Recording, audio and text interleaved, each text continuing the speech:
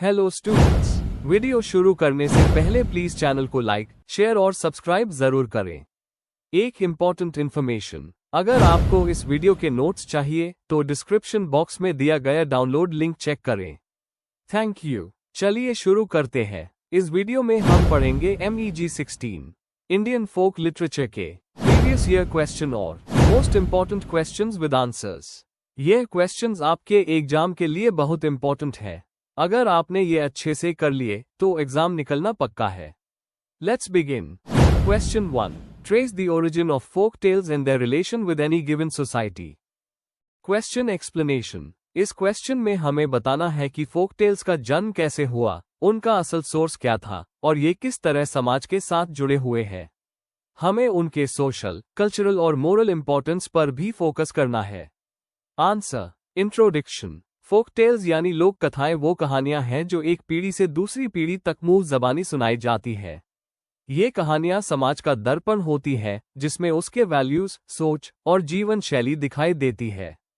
Folk tales किसी एक व्यक्ति ने नहीं लिखी होती, ये लोगों के बीच से जन्मी होती है और समय के साथ बदलती जाती है। इनका मूल उद्देश्य था दुनिया को समझना, मोरल सिखा देना और परंपरा को जिंदा रखना। हम इनके उत्पत्ति और समाज के संबंध को डिटेल में समझेंगे। Main body. 1. फोक टेल्स की उत्पत्ति, कहानी और कल्पना का मिलन। फोक टेल्स का जन्म बहुत प्राचीन युग में हुआ जब लोग प्रकृति और जीवन के रहस्यों को समझने के लिए कहानियां बनाते थे। ये कहानियां ओरल ट्रेडिशन से आई, यानी मुंह से मुंह तक चली आए। कहानी सुनाना एक सामुदायिक क्रिया थी जिससे लोग एक साथ जुड़े रहते और अपनी संस्कृति को आगे बढ़ते थे। उदाहरण के लिए पंचतंत्र और जातक टेल्स जैसे ग्रंथों में दी गई कहानियां न केवल मनोरंजक थी बल्कि शिक्षा प्रदान भी करती थी। 2. समाज का प्रतिबिंब, फोक टेल्स और संस्कृति। फोक टेल्स समाज के विचार, परंपरा और जीवन शैली का दर्पण होती है। भारतीय फोक टेल्स में अक्सर पारिवारिक सम्मान, न्याय और ईमानदारी जैसे मूल्य दिखते हैं। ये कहानियां आम लोगों के जीवन को भी दिखाती हैं, जैसे त्योहार, काम और रिश्तों के रूप। अफ्रीका और नेटिव अमेरिकन समुदायों में भी फोक टेल्स बच्चों को जीवन के आवश्यक सबक सिखाने के लिए काम आती थी। 3. फोक टेल्स के सामाजिक कार्य, फंक्शंस। शिक्षा का साधन, फोक टेल्स के माध्यम से बच्चों को मोरल और एथिकल सबक मिलते हैं। एकता और संवेदना, कहानी सुनाना और सुनना समुदाय में एकता और अपनापन बढ़ता है। संस्कृति का संरक्षण, फोक टेल्स भाषा, परंपरा और सामाजिक पहचान को बनाए रखती है। मनोरंजन, इन प्राचीन समयों में ये लोगों के लिए मनोरंजन का एक मुख्य साधन थी। उदाहरण के लिए तेनाली रमन और बीरबल की कहानियां सिर्फ हंसाती नहीं बल्कि बुद्धि और न्याय की शिक्षा भी देती है। 4. फोक टेल्स का विकास और आज का युग। समय के साथ फोक टेल्स लिखित रूप में आई और साहित्य, सिनेमा और थिएटर तक पहुंच गई। आज भी ये कहानियां बच्चों की बुक्स, सीरियल्स और लोक उत्सवों में जीवित है। A.K. रामानुजन और व्लादिमीर प्रॉप जैसे स्कॉलर्स ने बताया है कि फोक टेल्स समाज के बदलते रूप के साथ अडैप्ट होती है पर अपने मूल अर्थ को बनाए रखती है। इस तरह फोक टेल्स आज भी हमारी पहचान, कला और परंपराओं को जोड़ने का काम करती है। कंक्लूजन, फोक टेल्स मानव इतिहास की सबसे पुरानी कहानियां हैं जो समाज को समझती और समझाती है। ये हमें जीवन के सही अर्थ और मूल्य सिखाती है। इनके बिना हम अपनी संस्कृति और इतिहास से जुदा हुआ एहसास खो देते। आज भी ये कहानियां हमें एक सूत्र में बांध कर रखती है। अगर आपको इस वीडियो के नोट्स चाहिए तो डिस्क्रिप्शन बॉक्स में दिया गया डाउनलोड लिंक जरूर चेक करें। Thank you. Let's see the next question. Question 2, who is Girish Karnad and how is he important in terms of his contribution to Indian folkloristics. Question explanation, इस question में हमें बताना है कि गिरीश कर्नाड कौन थे, उनका बैकग्राउंड क्या था और उन्होंने इंडियन फोकलो और लोक साहित्य के लिए क्या योगदान दिया। हमें उनके काम में फोक कहानियों, लोक परंपराओं और मैथोलॉजी के इस्तेमाल को समझाना है। Answer. Introduction, Girish Karnad 1938 to 2019 Bharat के एक मशहूर प्लेराइट, एक्टर और डायरेक्टर थे। उन्होंने इंडियन थिएटर को एक नया पहलू दिया जहां मैथोलॉजी, फोकलो और आधुनिक समाज के इश्यूज एक साथ मिलते हैं। उनके प्लेस जैसे यवरदाना, नागमंडला और तुगलक में लोक कथाओं और फोक ट्रेडिशंस का सुंदर सम्मेलन मिलता है। उनका योगदान इंडियन फोकलोरिस्टिक्स में इस बात में है कि उन्होंने पुरानी लोक कहानियों को नए दृष्टिकोण से समझाया और उन्हें मॉडर्न कॉन्टेक्स्ट में रेलेवेंट बनाया। Main body. 1. गिरीश कर्नाड का जीवन और बैकग्राउंड। गिरीश कर्नाड का जन्म माथेरान, महाराष्ट्र में हुआ था, लेकिन उनका बचपन कर्नाटका के फोक कल्चर के बीच गुजरा। उन्होंने ऑक्सफोर्ड यूनिवर्सिटी से पढ़ाई की और रोड स्कॉलर भी रहे। वेस्टर्न एजुकेशन और इंडियन फोक कल्चर के मिक्स ने उनके लिखने का स्टाइल यूनिक बना दिया। उनका पहला प्ले ययाति 1961 मिथ पर आधारित था, जिसमें उन्होंने इंसानी कमजोरी और जिम्मेदारी को एक्सप्लोर किया। 2. उनके प्लेज में फोकलोर का उपयोग। लोक कथाएं। कर्नाड ने अपने प्लेस के लिए अक्सर फोक टेल्स और लेजेंड्स का बेस लिया। नागामंडला एक कन्नड़ फोक टेल पर आधारित है जिसे ए.के. रामानुजन ने कलेक्ट किया था। Oral tradition. उन्होंने स्टोरी टेलिंग के फोक स्टाइल जैसे गाने, किस्से और सिंबल्स का उपयोग किया।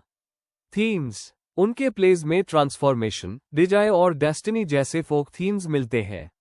मूल उद्देश्य। उन्होंने फोकलॉर का उस सिर्फ कहानी कहने के लिए नहीं, बल्कि समाज के इश्यूज जैसे पेट्रियार्की और आइडेंटिटी पर सवाल उठाने के लिए किया। 3. इंडियन फोकलोरिस्टिक्स में उनका योगदान। लोक संस्कृति का पुनर्जागरण। कर्नाड ने भूले हुए फोक नैरेटिव्स को मॉडर्न थिएटर के माध्यम से दोबारा जीवित किया। विषय एक मिलाप। उन्होंने लिटरेचर, एंथ्रोपोलॉजी और कल्चर स्टडीज को जोड़ा, जिससे फोकलोर को एकेडमिक इंपॉर्टेंस मिली। संरक्षण और एडेप्टेशन। ओरल स्टोरीज को उन्होंने लिखित और नाटक के रूप में बदलकर उनका संरक्षण किया। संस्कृति का सेतु। उन्होंने रूरल फोक और मॉडर्न इंडियन कल्चर के बीच एक ब्रिज बनाया, दिखाया कि फोक कहानियां आज भी प्रासंगिक है। 4. प्रमुख कार्य और उनमें फोक तत्व। ह्यावदाना 1971 कथा सरित्सागरा और थॉमस मन की द ट्रांसपोज्ड हेड्स पर आधारित, जिसमें पहचान और अपूर्णता का थीम है। नागामंडला 1988 एक कन्नड़ फोक टेल पर आधारित, जिसमें स्त्री की इच्छा और सामाजिक बंधन पर प्रश्न उठाए गए हैं। तले डांडा 1990 भक्ति मूवमेंट के संदर्भ बीएच में लिखा गया प्ले है, जिसमें लोक कहानियों का अंदाज है। ययाति 1961 महाभारत के मिथ पर आधारित, जिसमें इंसानी कमजोरी और इच्छा दिखाई गई है। 5. प्रभाव और विरासत। कर्नाड के फ्यूजन स्टाइल ने नए प्लेराइट्स और स्कॉलर्स को इंस्पायर किया। उनके प्लेस को कई भाषाओं में ट्रांसलेट किया गया, जिससे इंडियन फोकलोर विदेश तक पहुंचा। फोकलोरिस्टिक्स के रूप में उनका कार्य ओरल ट्रेडिशंस और मिथिक स्ट्रक्चर्स के लिए अध्ययन योग्य है। उन्होंने दिखाया कि फोकलोर एक लिविंग ट्रेडिशन है जो हर युग के साथ बदलता रहता है। कंक्लूजन। गिरीश कर्नाड ने इंडियन थिएटर और फोकलोर को एक नई पहचान दी। उन्होंने पुरानी कहानियों को समय के अनुसार बदलकर आधुनिक समाज से जोड़ा। उनका काम हमें बताता है कि लोक कथाएं सिर्फ इतिहास नहीं, बल्कि आज भी जीवित और प्रभावशाली है। उनका योगदान हमेशा इंडियन फोकलोरिस्टिक्स का एक मूल आधार रहेगा। If you need the notes of this video, there's a download link in the description box. Be sure to check it out. Thank you. Let's see the next question. Question 3. Critically interpret Mamang Dai's The Legends of Pensum. Question explanation. इस question में हमें मैमंग दाई के novel the legends of पेंसम का critical analysis करना है। हमें बताना है कि इसमें कौन से थीम्स, कैरेक्टर्स और फोक एलिमेंट्स यूज हुए हैं। साथ ही ये भी समझाना है कि अरुणाचल प्रदेश की ट्राइबल कल्चर और ओरल ट्रेडिशन को राइटर ने किस तरह दिखाया है। आंसर। इंट्रोडक्शन। मैमंग दाई अरुणाचल प्रदेश की एक मशहूर राइटर है, जिनकी राइटिंग में फोकलॉर, हिस्ट्री और मिथोलॉजी का सुंदर संगम मिलता है। उनका नॉवल द लेजेंड्स ऑफ पेंसम आदि ट्राइब के लोगों की कहानियों पर आधारित है। पेंसम का मतलब ही होता है इन बिटवीन, यानी एक ऐसी जगह जहां रियल और स्पिरिचुअल दुनिया एक साथ रहती है। ये नॉवल स्टोरी टेलिंग और ओरल ट्रेडिशन के जरिए ट्राइबल लाइफ और उनके नेचर के साथ कनेक्शन को दिखाता है। Main body. 1. फोकलॉर और ओरल ट्रेडिशन का यूज। पूरा नोवेल एक ओरल स्टोरी टेलिंग जैसे स्ट्रक्चर में लिखा गया है, जहां कई नरेटर्स अपनी अपनी कहानियां बताते हैं। कहानी लिनियर नहीं है, बल्कि सर्कुलर है, जैसे प्रकृति का चक्र होता है। मैमंग दाई फोकलॉर को सिर्फ एक बैकग्राउंड नहीं, बल्कि पूरे नैरेटिव का बेस बनाती है। अमी जैसे कैरेक्टर्स ओरल विजडम और ट्रेडिशन के प्रतिनिधि हैं, जो कहानियों के जरिए संस्कृति को जिंदा रखते हैं। 2. आइडेंटिटी, मेमोरी और बिलोंगिंग के थीम्स। नोवेल में आइडेंटिटी एक फ्लूइड कॉन्सेप्ट है। लोगों की पहचान उनके जमीन और कहानियों से जुड़ी है। दाई दिखाती है कि मेमोरी इंडिविजुअल नहीं, बल्कि कम्युनल होती है, एक जनरेशन से दूसरी जनरेशन तक कहानियों के जरिए जाती है। स्पिरिट्स और एंसेस्टर्स की मौजूदगी से ये समझ आता है कि लाइफ और डेथ एक कंटिन्यूअम है। लेजेंड्स एक कल्चरल मेमोरी के रूप में ट्राइब को उनकी रूट से जोड़कर रखती है। 3. नेचर और सुपरनैचुरल के बीच कनेक्शन। नेचर यहाँ एक जिंदा कैरेक्टर के रूप में है, सिर्फ बैकग्राउंड नहीं। माउंटेन्स, रिवर्स और फॉरेस्ट्स का अपना स्पिरिचुअल मीनिंग है। दाई नेचर और सुपरनैचुरल के बीच की बाउंड्री को तोड़ देती है, यहाँ इंसान और स्पिरिट्स एक साथ रहते हैं। ये आदि ट्राइब के एनिमिस्टिक वर्ल्डव्यू को दिखाता है जहाँ प्रकृति के हर हिस्सा में एक रूह होती है। 4. नैरेटिव स्टाइल और स्ट्रक्चर। नोवेल में एक सिंगल हीरो नहीं है, बल्कि कई कहानियों के जरिए पूरा वर्ल्ड क्रिएट होता है। इसका फ्रैगमेंटेड स्ट्रक्चर ओरल ट्रेडिशन जैसा है जहां हर कहानी एक बड़े सच का हिस्सा होती है। दाई की लैंग्वेज पोएटिक और म्यूजिकल है, जैसे कोई लोक कहानी सुनाई जा रही हो।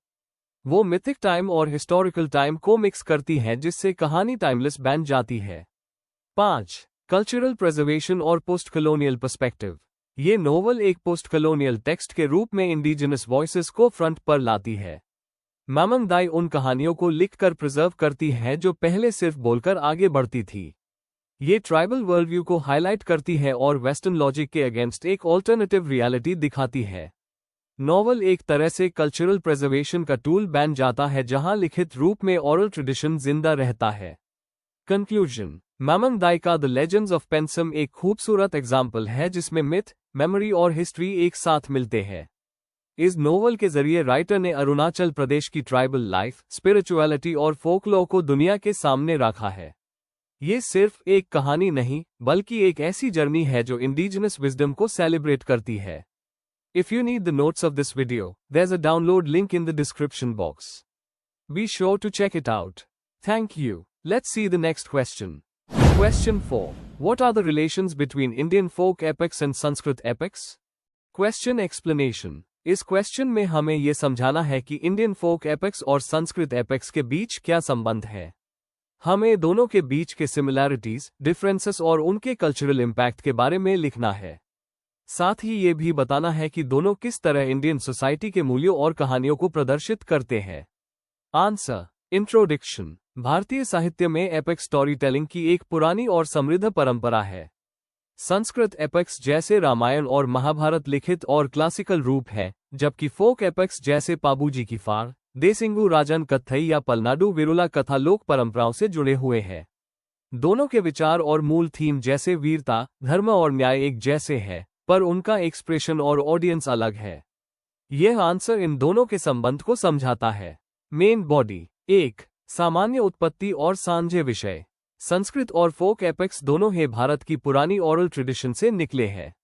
संस्कृत एपिक्स पहले ओरल ही बाद में लिखित रूप में आए। दोनों में नीति, धर्म, सत्य और असत्य के संघर्ष जैसे विषय मिलते हैं। फोक एपिक्स अक्सर संस्कृत एपिक्स के कहानियों को अपने लोकल रूप में दोबारा बताते हैं। उदाहरण के लिए, तमिलनाडु की एन्नानमार कथई में वही मोरल सेंस है जो संस्कृत एपिक्स में है, पर कहानी लोकल कल्चर से जुड़ी है। 2. ओरल और रिटेन ट्रेडिशन का अंतर। संस्कृत एपिक्स क्लासिकल लैंग्वेज में लिखे गए हैं, जबकि फोक एपिक्स ओरल होते हैं जो गाने, नाच और नाटक के रूप में प्रस्तुत किए जाते हैं। फोक परफॉर्मर्स जैसे राजस्थान के भोपा या छत्तीसगढ़ के पंडवानी गायक इन कहानियों को जिंदा रखते हैं। संस्कृत एपिक्स में देवता और महान योद्धा होते हैं, जबकि फोक एपिक्स में आम इंसानों के जीवन और संघर्ष दिखाए जाते हैं। जैसे पाबूजी राजस्थान में एक लोकल हीरो गोद के रूप में माना जाता है।